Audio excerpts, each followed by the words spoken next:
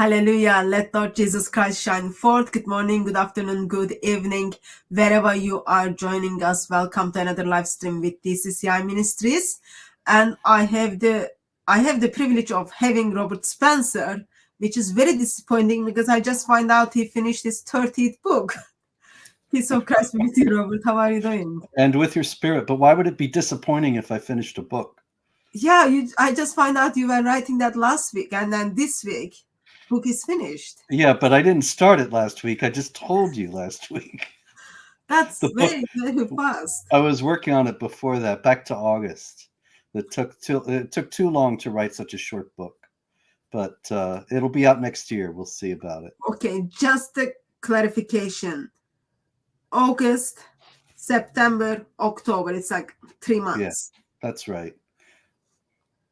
Took too long. It was too long for like I told you before we started, it's one of my shorter books, and it's about Islam's failure for individuals and societies, that it's not good for either one. And it's really not a difficult thing.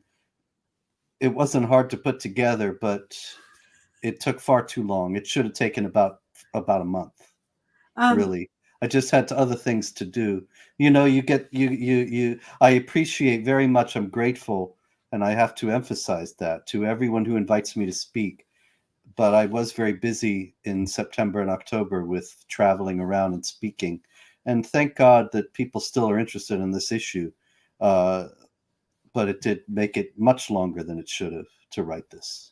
Yeah, it's very, very long time. You spend whole 3 months for another book. Very disappointing. Like if you take, for example, the history of jihad, that is much longer, 125,000 words. And like I told you, this new one is 52,000 right now. I might add some things before I turn it in. I have a little while, but before the deadline. But the history of jihad, 125,000 words, and that was 4 months. But I wasn't as busy. Wow, that means like you must have like amazing mind than I am imagining, because like remembering all those references, putting that all together, it's amazing. No, all you have to do is just stay here and type. If you do that, you'll have a book after a while. You can't help it if you just keep at it. You know, you don't have to be. Certainly, I'm clear testimony to that. You don't have to be smart. You don't have to remember anything, because you've got your references right all around you. I can show you. I won't show you because it's embarrassing. But if the camera were to pull back, if we had a camera in the room and they pulled back, they would show you all the books I have down here next to me that I was using to write this last one. I'll put them away very soon. But that's always the job after the book is completely done, to put away all the books. And well. So is your library like alphabetic order or category? How do you organize? Alphabetical. Alphabet. Okay. Yeah, because a category, I suppose I could do that, except it would be all Islam. But no, like Islam history, Islam tradition, You're Islam right. hadith, all in that. Okay. You're right, but I generally know what I'm looking for by the author. So, I don't have that many books. So it's just, the ones behind me and the ones over here and over here. And it's not hard to find something when there's just these four walls. Just another quick question. So, like, your books are well detailed with very good references and footnotes. So still, like, you need a very good mind to remember where to find them, to put them all together. Well, praise the Lord for the mind He's given to you. Yes. Good luck to us for reading your 30th book. Yeah, that'll be out next year. They hold them for a very long time. I have one that's the 29th is coming out in March. It's all done. I just got the cover. It looks very nice. And that one's all set, but it'll still be 4 months before it's out. And then another one, the next one will be out around this time next year, if we haven't blown the world up by then. And so I can't really, if I talk about it now, people say, "Oh, I want to buy it. Go buy that," but it's not at Amazon. Yeah, it won't be for months. Okay. And how is critical biography of Muhammad going? Last time Critical, yes. when we spoke, um, Amazon wasn't putting the comments, all those kind of things, moving it around wasn't very helpful, or we can say like just Amazon was just being Islamophobe. How is it going? Any improvement from that I side? think I mean, it's doing okay. I think the people that are interested in it are able to get it and know it exists. But yeah, Amazon, I don't know. It's hard to tell. I know there are some people who wrote comments, wrote reviews because they told me. Some of them sent them to me, and then they took them down. I actually saw a few of them on Amazon, and then the next day they were gone. So it's clear that Amazon is taking down favorable reviews of Muhammad, a critical biography. I love you too, waking up at 2 p.m. Although waking up at 2 p.m., that's maybe you have a night job. I don't know. Anyway, the Amazon, it's very clear they don't like books that are critical of Islam. My friend Jesse Petrilla has a very excellent book out about his time in Afghanistan and what he learned about Islam there. It's very good because it's firsthand experience. And he wanted to put an ad, and Amazon wouldn't let him even take out an ad. They have the book there for sale, but they wouldn't let him advertise it. And and he also had the same experience with people telling him they had left reviews and then they didn't show up. And another person wrote me about yet another book saying that they couldn't put another Islamo-critical book saying that Amazon wouldn't allow advertising, and he complained because they didn't explain this, and he got back a letter from Muhammad in customer service who told him this this didn't meet our standards, whatever nonsense. Yeah. So you get the idea of what's happening in Amazon, but you can still get the book there. Muhammad, a critical biography, and all my other books right now. Thank God, because that's the only bookstore anymore. When I was a kid, there were bookstores all over every city, and they had different books in them. And now there's just Amazon and Barnes and Noble. And if they don't like you, then your book's going to be hard to find. They don't like me, and my books are hard to find, but you can still find them there if you look. Such a shame that people think they have right and authority to control what other people should read. That's I right. find That they it do. very, very dangerous, but that's apparently where we already. True. So in the controlling what people read and think, we are reading the word of Allah by the book which you put together, critical biography of Muhammad. Critical Quran. This is the critical Quran, and we are doing verse by verse. Yes. Going through verse by verse, and last time we left Surah 2 verse 174. We are going to pick up Surah 2 verse 175. Okay. And those of you who are joining us in the chat, thank you very much for being there. If you've got any question regarding what we are discussing, please put @ in front of TCCI Ministries, and then I'll bring that to attention of Robert Spencer. Before I kind of pick up from verse 175, anything we need to know? Just that so far we've seen verses 1 to 174 of Surah al-Bakara, the chapter of the cow, and it's just sort of an aimless rant, right? About how terrible the unbelievers are, but it shifts from subject to subject without any notice or explanation. There's nothing holding it together, and very little in terms of actual substance. Just a lot of rant about how terrible the unbelievers are. Would you say that's an accurate characterization?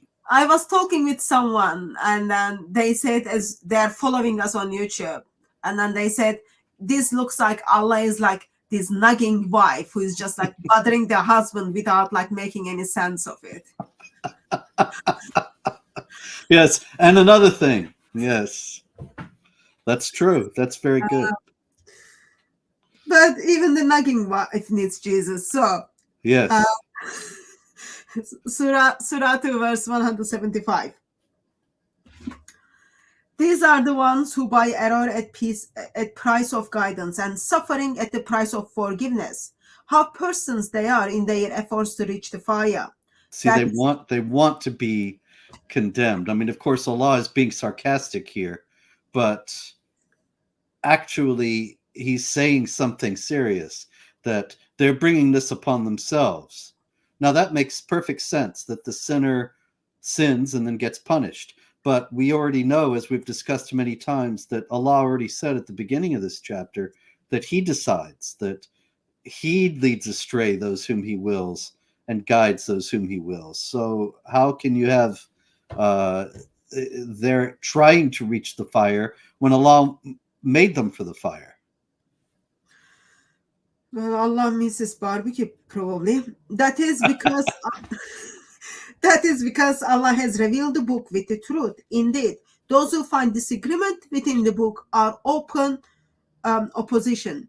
It is not righteous that you turn your face to the east and the west, but righteousness is those who believe in Allah and the last day and the angels and the book and the prophets, and who, for love of him, give their wealth to the relatives and to the orphans and to the needy and to the son of the way and to the beggars, and to set the slaves free, and oppresses proper prayer and gives alms, and those who keep their treaty when they make one, and the patient in tribulation and adversary in the time of hardship.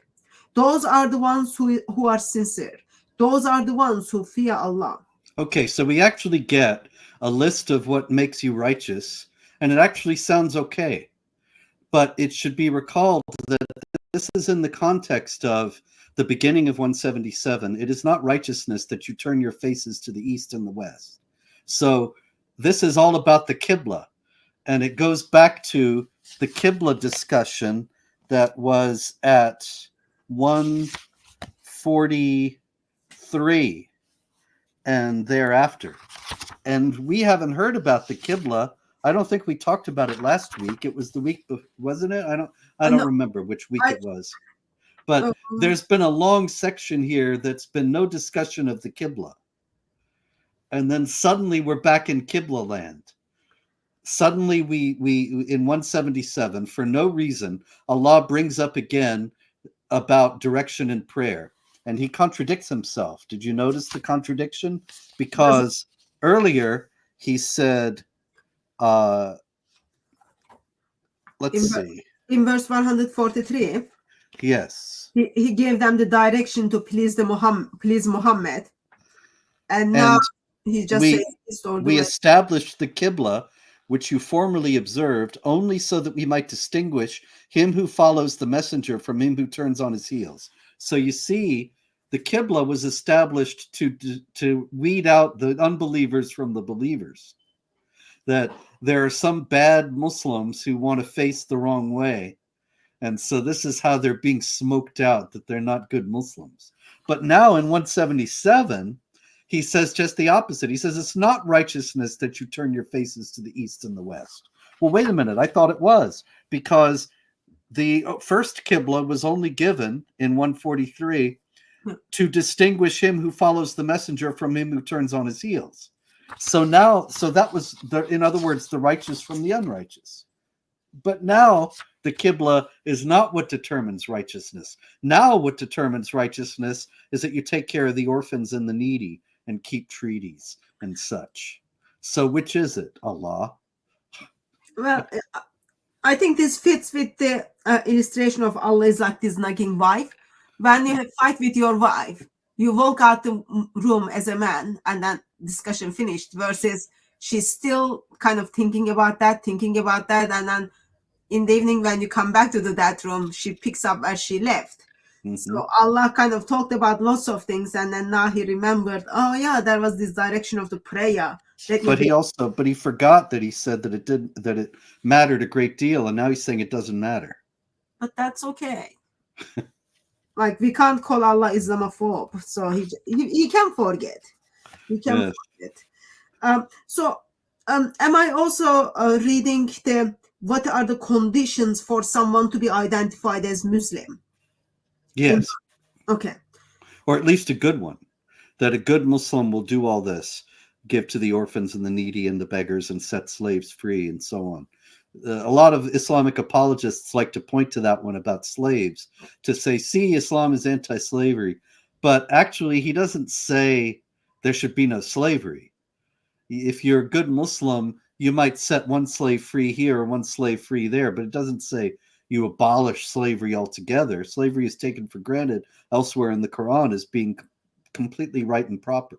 Yeah. And even Allah kind of appoints slaves in Islamic paradise as well for There you forever. go.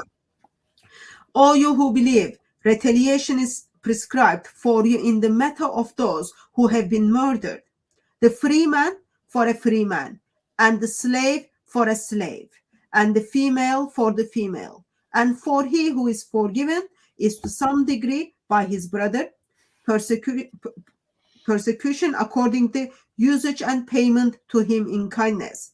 This is a relief and mercy from your Lord. He who transgresses again after this will have the painful doom.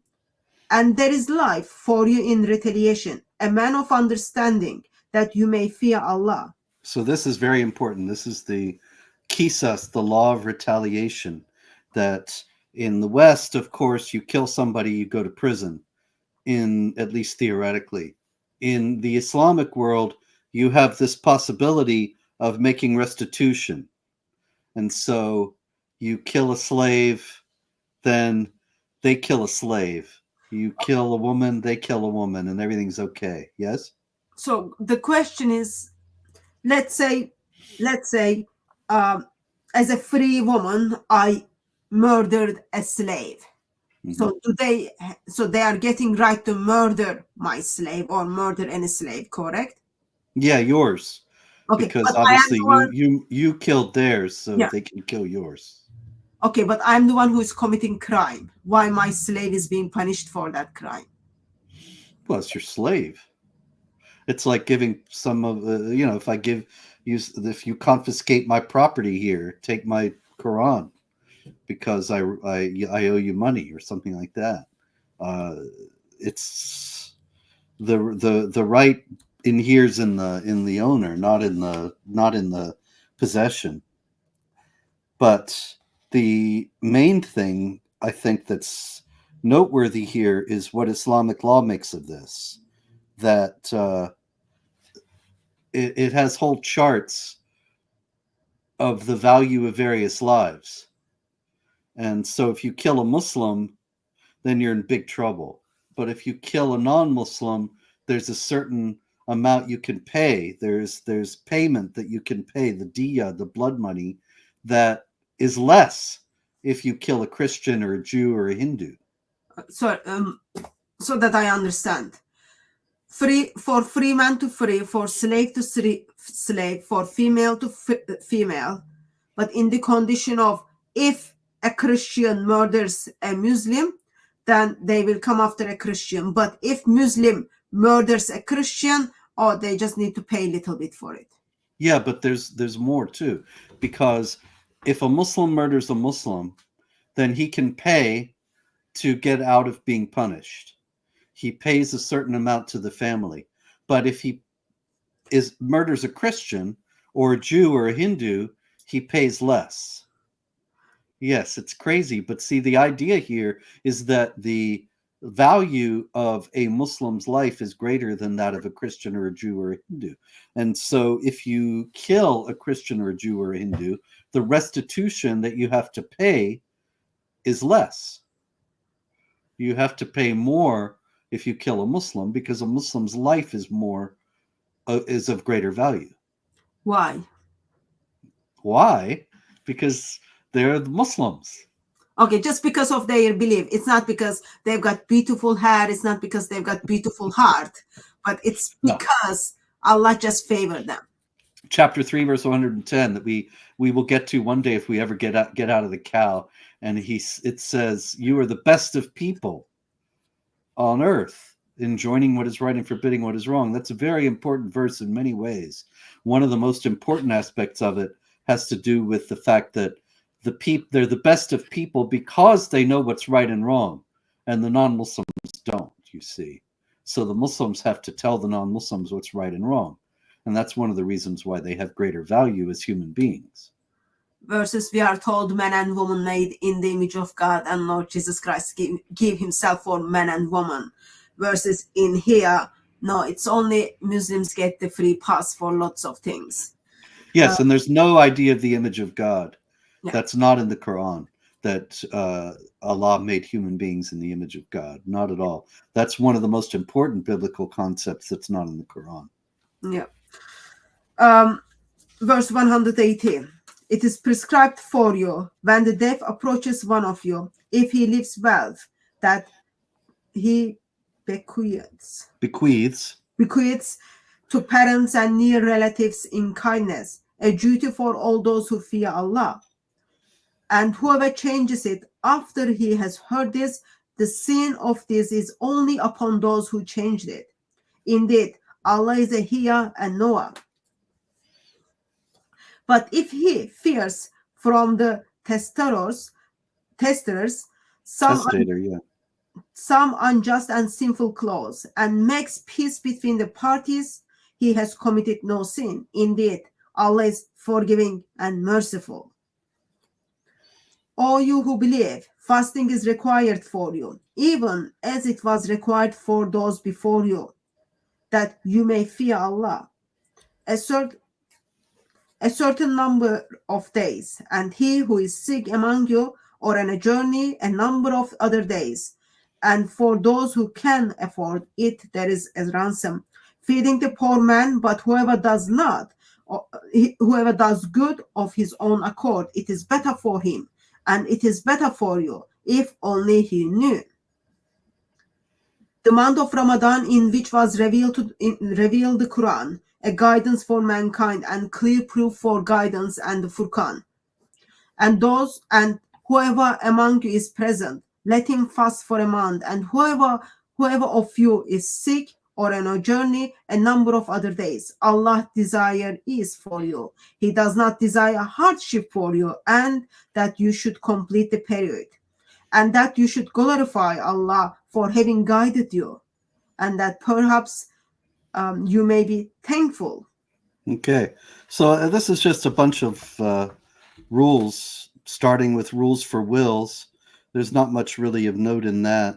And then the rule of fasting for Ramadan. You notice that it doesn't really say anything about how the fast is to be conducted. The whole idea of not eating or drinking from the time you can distinguish a black thread from a white thread by natural light until the time when you no longer can at dusk. That's not in here. That's all tradition. The Quran alone only says you should fast during Ramadan without specifying what exactly that means, and even says that if you're sick or if you're on a trip, then don't worry about it. Allah desires ease for you, which is kind of ironic in light of the fact that we see every Ramadan Muslims getting punished in Islamic countries, sometimes jailed or whipped for not observing Ramadan or for eating in public during the daylight hours. And in verse 183, the reason for fasting is that you may fear Allah. Verses like, as a Christian, we are about to enter Advent in 2 weeks. Christian community is fasting around the world, but that's not, we fear Allah. That's our relationship with God and what Lord Jesus Christ did for us for the incarnation. It's just very, very different approach. Very different. Would you like to make any comment on verse 184 regarding textual variations between different Qurans? 184. Yeah, we have, instead of the poor man, we have poor people in the Warsh Quran. And so that would be, let's see, the feeding of poor people, whereas the feeding of a poor man seems to give it less of a obligation. You only have to feed one, apparently, for the Hafs. But for the Warsh Quran, you have to feed a whole group. So they have it tougher. If you are in Morocco, you've got to feed more than 3 people. But if you are in Saudi Arabia or if you are in England, feeding 1 person is more than enough. See, Allah is very, very kind. Allah knows people are pretty rich. Yes. And when my servant question you concerning me, then surely I am nearby. I answer the prayer of the petitions when he cries out to me. So let them hear my call and let them trust in me, in order that they may be rightly led. It is made Now, once again, you have to note, in order that they may be rightly led suggests that the believer can make a difference in that. But the Quran says elsewhere you can't be rightly led. Allah decides who he leads and who he misleads. Do Muslims identify these as contradictions, or they just simply say they simply try to kind of figure out how to kind of make it work? I've had discussions with several Muslims about this, and they always insist that the Quran allows for free will, and that it's false to say that Allah leads astray those whom he wills and guides those whom he wills, even though that's what the Quran actually says. They say that only means that he doesn't guide the people who are hardened sinners and have rejected him already. So they put the free will into that where it's not actually in the text. And they don't take any notice. Most of them aren't even aware of the fact that in the history of Islam, there was a party, the Qadariya, who held to the free will idea, and they were condemned as heretics.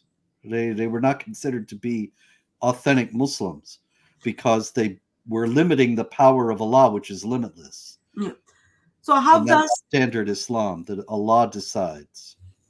So the ones who kind of approaches Allah allows free will, how do they also reconcile one of the beliefs of Islam is believing in predestination? So Allah designed and programmed everything before he created. How do they kind of reconcile that, like with the qadar? I've found generally that they just ignore it. Okay. And they say Allah is acting based on what he sees that you're going to do in your heart. So it once again goes back to the free will of the individual. Okay. But it's not a Quranic position or an Islamic position. I don't know whether they were being dishonest with me, which is of course very possible, or if this is what they're being taught in the West because it's more compatible with Western ways of thinking, and it helps them get out of the difficulties of the absolute predestinarian view. Yeah. But the standard Islam is that if you're in hell, it's because Allah just decided you would be there regardless of what you did. Yeah. Well, whatever sells, they kind of sell that to the world. Exactly. Verse 187. It is made lawful for you to go to your wives on the night of fast. They are clothing for you and you are clothing for them. Allah is unaware that you were deceiving yourself in this respect, and he has turned in mercy towards you and relieved you. So have intercourse with them and seek what Allah has prescribed for you, and eat and drink until the white thread becomes distinct to you. It is there. Sorry, I'd forgotten it was there. So I have to retract what I said before. You see, I really don't know anything about Islam, just like they said. No, this is right here, yes. But there are other things about particularly the pilgrimage and some of the other pillars of Islam that are not in the Quran at all. Okay. Then strictly observe the fast until nightfall and do not touch them, but be at your devotion in the mosques. These are the limits imposed by Allah, so do not approach them. In this way, Allah expands his revelation to mankind so that they may fear Allah.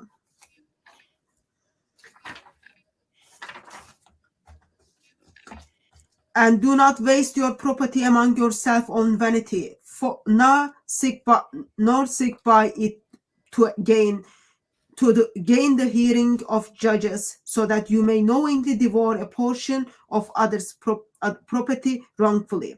They ask you about the new moons. Say, there are fixed seasons for mankind and for the pilgrimage. It is not righteous that you go to the house from the backs, but the righteous man is he who fears Allah. So enter house by their gates and observe your duty to Allah so that you may be successful. I don't have any idea what that's all about, except that it might be that the Muslim is not supposed to be humble. He's supposed to be very proud and assertive. And so he doesn't go into the back door of a house. He's not sneaking around. He's not self-effacing, but he asserts himself, and the righteous man enters the house by the gates. It reminds me of something Maududi wrote, the Pakistani Islamic scholar from the 20th century. And he wrote about being in a remote part of the world. And he walked into a cafe and he saw a man there, and he said, "Assalamu alaikum," because he knew by the man's bearing, by the way he was behaving, that he was a Muslim. And he said there's a certain pride, a certain hauteur that the Muslims have that non-Muslims do not have, because the Muslims know they're the best of peoples. And they don't have the idea of humility that is in Christianity. So this, I think, refers to that. But isn't that goes to what kind of God you worship? So Allah expresses that he's proud God, versus God of Bible expresses himself to be humble and lowly in heart. And he shows that by Son incarnate steps into the world and humbly gives himself for us. So therefore we look up cross and then we are huge debt to cross. Versus Muslims like, oh yeah, if their God is proud, then therefore they will be proud. Yes. And you are bringing up the verse that, oh, they are the best of the peoples, the ones who put chain in the necks of their enemies. So that's how they are best of the people. And Allah is an absolute monarch, an angry dictator. So that's how they structure their societies and behave toward other people. Yeah. Verse 190. Fight for the sake of Allah against those who fight against you, but do not transgress. Indeed, Allah does not love transgressors. Now, this is very, very important verse, and I have to note that it is translated correctly here in this book, the Critical Quran, but it is not translated correctly in other translations of the Quran. And many of them say, fight those who fight for the sake of Allah, those who fight you, but do not begin hostilities. And then Islamic apologists in the West like to use that to say, see, Islam teaches that jihad is only defensive. You cannot begin hostilities. But that's not what this verse actually says, even though it's in a very common English translation of the Quran. The actual meaning is do not transgress, which is much more vague, that there are rules for fighting that we haven't heard yet. We'll hear in a minute, but it doesn't say anything about not beginning hostilities. Now Allah is going to unpack himself. Yes. And kill them wherever you find them, and drive them out from where they drove you out, for persecution is worse than slaughter. And do not fight with them at the secret mosque until they first attack you there. But if they attack you, then kill them. This is the reward of unbelievers. All right, so we do have the rule that the Muslims can't fight the non-Muslims at the sacred mosque, which we presume is in Mecca. That's where it is now, but there's actually no indication in the text that it's necessarily in Mecca at all. But anyway, they are to fight at the sacred mosque only if they're attacked. But nowhere does it say in this verse or anywhere else that you only fight, period, if you're attacked. It's very common to find Islamic apologists in the West who say jihad is only defensive, but there's no passage that actually backs that up in the Quran. And this one certainly doesn't. It says you can't fight at the sacred mosque except for defense, but that's the only stipulation. It doesn't say you can't fight anywhere else until they first attack you. It's only at the sacred mosque. The other thing is drive them out from where they drove you out. This is the basis of the idea that every land that ever belonged to Islam, that was ever ruled under Islamic rule, belongs to the Muslims forever. Because the Muslims have the command of Allah right here in 191, drive them out from where they drove you out. So if you have a land like Spain or like Israel that was once ruled by the Muslims under Islamic law and is no longer, then the Muslims have the command of Allah right here, drive them out from where they drove you out. And so the... Is that including like what is the English name? Hungary, for example, Ottomans kind of ruled in Hungary, all that part of the world. Yes. One day Muslims, or not one day, so right now Muslims do have right to take it back. It still belongs to them. Yes. Our mutual friend Recep Tayyip Erdogan has said this very clearly. It's not my friend. Sorry. I don't think he sees me as friend either. He was after me for a while.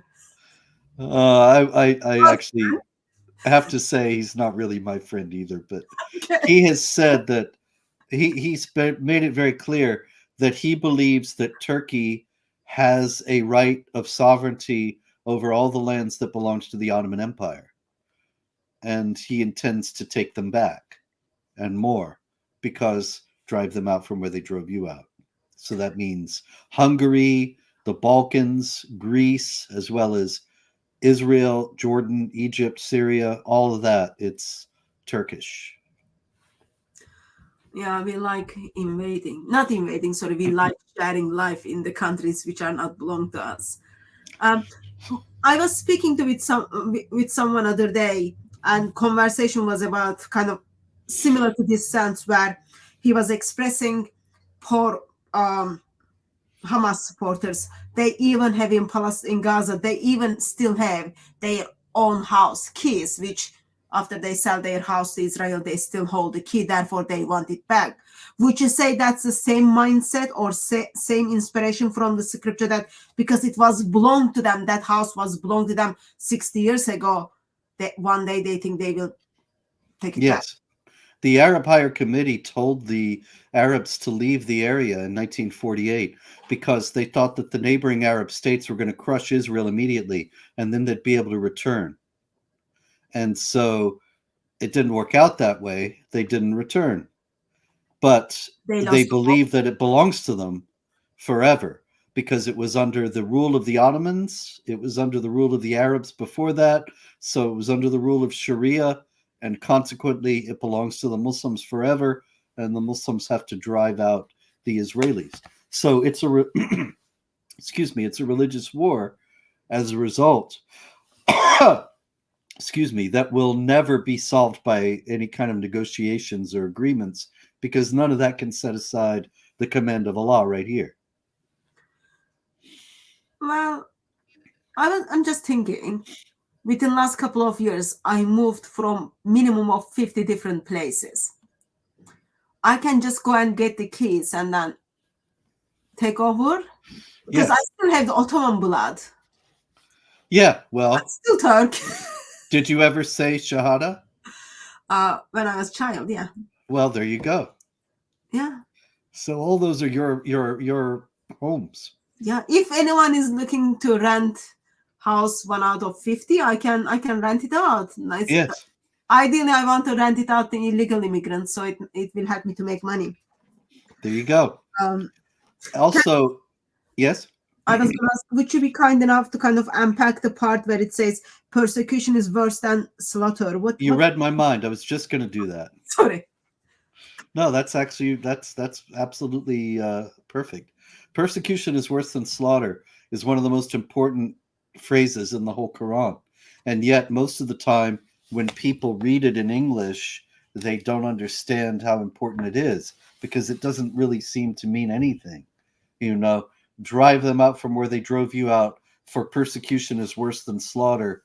People read that and they think, oh, persecution is bad, or it just goes right by them. They don't understand how important it is. It comes from the Nakhla raid, which is in Islamic tradition. At least this is the 9th century explanation for the passage, that not long after the Hijrah, Muhammad didn't say, when they moved to Medina, that the Muslims should start farming or open stores or become tradesmen. he said, raid the caravans of the Quraysh. So that was how they made their living, by theft. Or And maybe he thought in these caravans they had like seed for potato, for tomato, for all those kind of things. He can just put them in his farm. yeah, that's it. So one time, of course, the Arabs had 4 sacred months in the calendar where fighting was forbidden, because otherwise they wouldn't have been able to get anything done in terms of normal life. No planting, no harvesting, no trading, nothing, because they'd be at war all the time. So there were 4 months in the Arabic pre-Islamic calendar where fighting was forbidden. And this was the calendar of the early Muslims. The Islamic calendar is quite similar to it, as a matter of fact.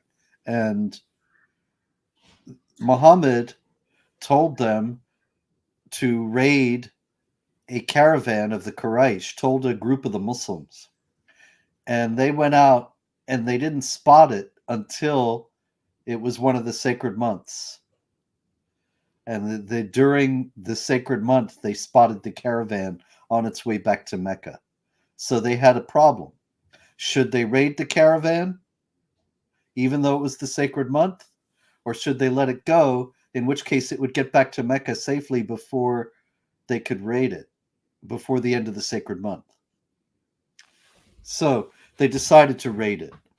And then they went back with all the things that they'd gotten, carpets and dates and everything else. And they came back to Muhammad, and they were going to give him his fifth, which is from chapter 8, verse 41 of the Quran that we'll get to in 2028, that says you give a fifth to the messenger. But he wouldn't take it, because he said, I didn't tell you to fight during the sacred month. And they fought during the sacred month. And so they were very upset. They thought they were going to be killed. But then Allah gave Muhammad the revelation, persecution is worse than slaughter. And the idea is the Meccans are persecuting the Muslims, so it's okay to slaughter them even during the sacred month. That is, you can set aside the rule if it's for the advantage of Islam. And this is very important, because I remember after 9/11, I would see every TV news show had some Muslims saying Muhammad would have been horrified, and a lot of non-Muslims too. Muhammad would have been horrified by 9/11, and it's forbidden to kill innocent people. And they wouldn't explain what innocent was, and they also didn't ever refer to this, persecution is worse than slaughter, which would have justified the whole thing entirely from an Islamic standpoint, that if the Muslims consider that they're being persecuted, then it's okay to set aside the rule and kill those who are persecuting. And so this is a very important passage. Really, it justifies any kind of criminal behavior as long as it's for the good of Islam. And just one person can decide, oh, that's good of Islam, therefore I'm going to do this. Yeah, it's like in Reliance of the Traveler, which is the Shafi'i legal manual. I have it back there, but I won't go get it to quote because it's not important enough. But it says that only the caliph can declare offensive jihad. But if a Muslim land is attacked, then it becomes the obligation of all the Muslims to defend the land that is attacked. So nobody has to declare it. And only the caliph can kill an apostate. But if somebody takes it on himself to kill an apostate, there's no punishment. Yeah. So you see, it's really it's kind of a free-for-all. I guess that's free for all Muslims, not free for all, because indeed we are the ones who are losing life or who are going through suffering because an idiot Muslim decided they are going to follow the teachings of Allah. That's correct.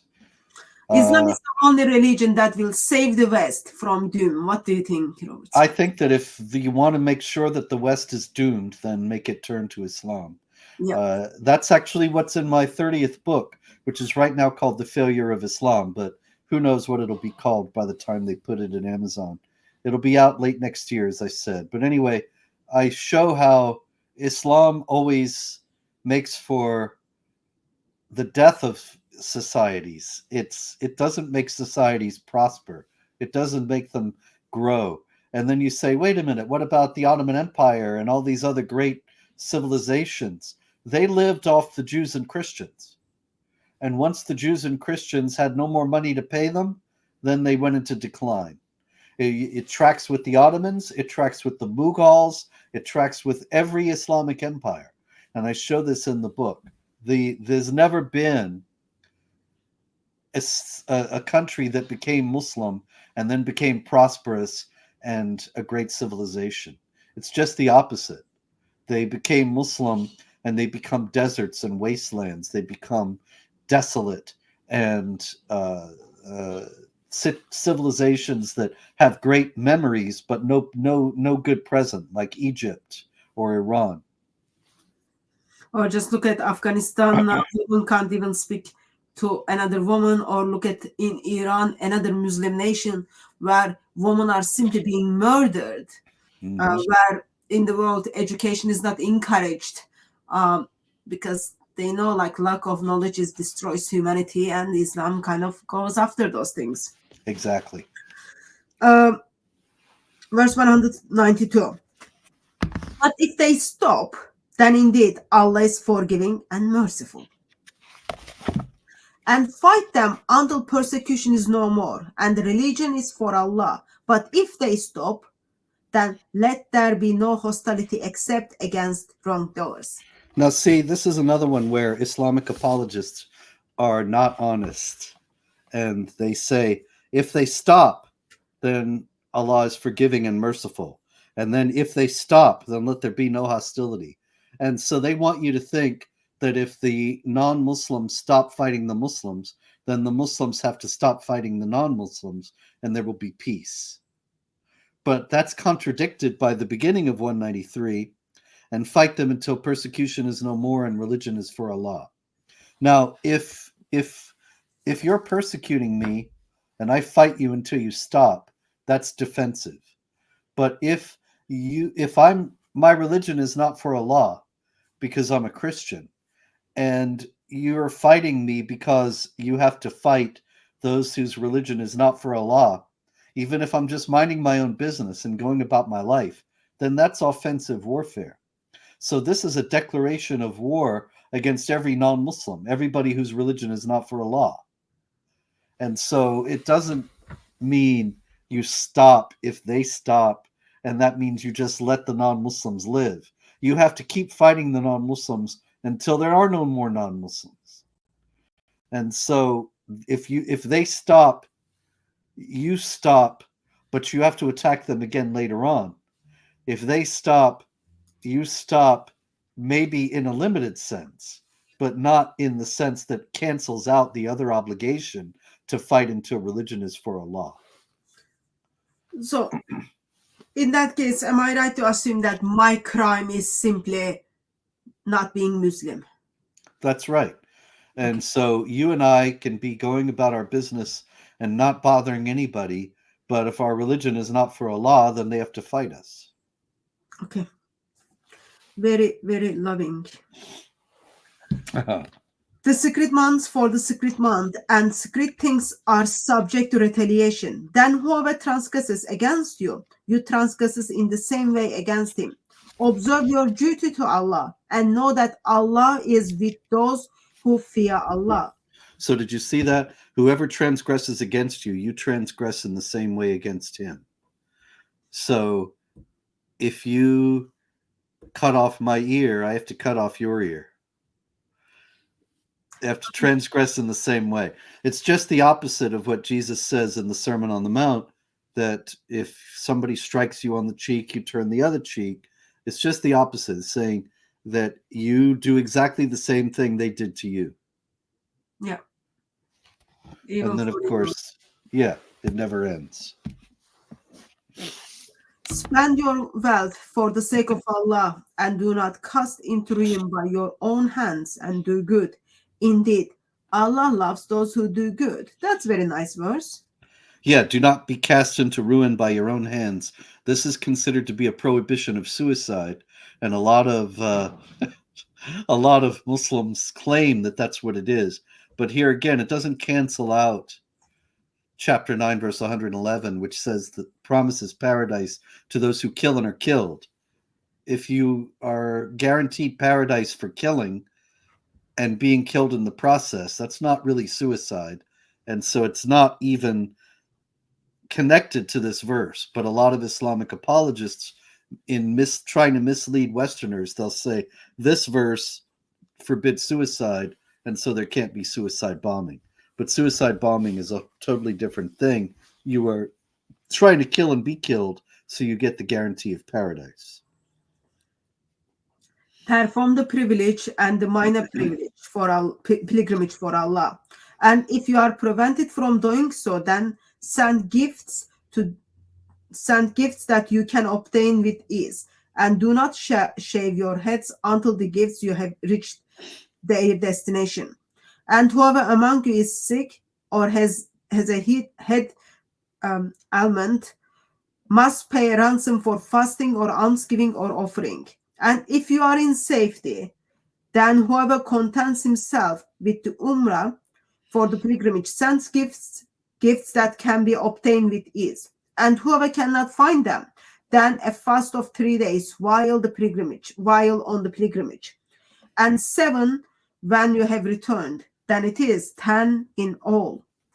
That is for him whose family is not present at the secret mosque. Observe your duty to Allah and know that Allah is severe in the punishment. So here we're suddenly talking about the rules for the Hajj. And this is just another change of subject that has no connection to anything that came before. You could say, well, they're talking about, he's getting around to all the 5 pillars, because he talked about giving alms, he talked about the fast, now he's talking about the pilgrimage. But there's so many other subjects intervening, like this passage we just had about jihad. Once again, we see this book has no organization. There's no rhyme or reason to it at all. Don't have much high expectations from the word of Allah, though. Yes. The pilgrimage is well-known months, and whoever has decided to perform the pilgrimage in them, there is no lateness or abuse or nor angry conversation on the pilgrimage. And whoever good to you, Allah knows it. So make provision for yourself. For the best provision is to fear Allah. Therefore, keep your duty to me, O man of understanding. Mm-hmm. It is no sin for you that you seek the bounty of your Lord. But when you press on the multitude from Arafat, remember Allah by the secret commandment. Remember him as he guided you order before you were of those who were astray. So here again, he's talking about the pilgrimage, and he says, remember him as he has guided you, although before you were of those who were astray. So it's Allah who guided the believers, when earlier we have verses that suggest that they made a choice or made a decision to follow Allah. It's actually Allah who guided them. So verse 197 talks about there is no lewdness or abuse or angry conversation when you are in Hajj. Mm-hmm. What are your thoughts on clips? Probably you noticed as well this year, especially was coming from Hajj for the sexual abuse, harassment, and fight and arrests. Are they kind of being good Muslim? Well, they are, because Islam only gives violence as the means of solving disputes. So what does anybody expect but that they would be violent? But according to this passage, they are transgressing against the behavior they should be manifesting during the pilgrimage. Yeah. This year, like, we got to see lots of people now. We've got internet even in Hajj. Yes. People are recording lots of uncomfortable sexual harassments, even to the boys. Very, very disturbing. Mm-hmm. Verse 199. Then hurry on from the place from which the multitude hurries on, and asking and merciful. there you are. And when you have completed your devotions, then remember Allah as you remember your fathers, or more spirited remembrance. But among mankind is the one who says, O Lord, give us in this world, and he has no shares in hereafter. And among them is the one who says, Our Lord, give us what is good in this world and in hereafter, and guide us from the torment of fire. For them there is stored up a good share out of what they have earned. Allah is switched at reckoning. Remember Allah throughout the established days. Then whoever hastens by 2 days, it is no sin for him, and whoever delays, it is no sin for him. That it is for him who fear Allah. Be mindful of your duty to Allah, and know that to him you will be gathered. And all this is just, it's pilgrimage rules. This is where the cow gets really deadly, because these kinds of regulations, they're not uplifting, they're not inspiring, they're not wisdom, they don't tell you anything about the world or about life. It's just rules of behavior for the pilgrimage that are only relevant for that, actually. And so a lot of people, they say, I tried to read the Quran and I couldn't get through the cow. This is one of the reasons why. Or maybe they just had breakfast with lots of porridge, and then when it comes to the rabbis for the cow, they just like moved on. So while you are kind of expressing, well, those are not useful things, stuff, we've got Mr. Muslim in the chat expresses, if Sharia was implemented, then there would be no adultery, cheating, broken family units, or sadness in society. Everyone will live happily. I think this is a total lie. You see, Islam is built on lies. It's very interesting to note, because, of course, we know who the father of lies is. And this is one of the key lies that people say, that Sharia will lead to a perfect society. Sharia is based on terror. People say, oh no, Islam rejects terrorism. And that's, of course, false, because we just saw that Islam declared war on the whole world if your religion is not for Allah. And so there's plenty of room for terror in that. But also, Islam is built on terror. Islam is terror to the core. And I'll tell you how.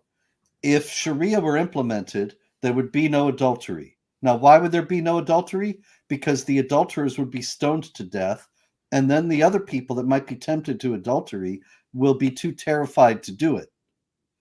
There would be no cheating, same thing. Broken family units or sadness in society. Everybody would be too afraid to get out of line. See, in Christianity, there's the idea that the Christian should cultivate virtue. And virtue means you do good for the sake of good. You do good because it is good.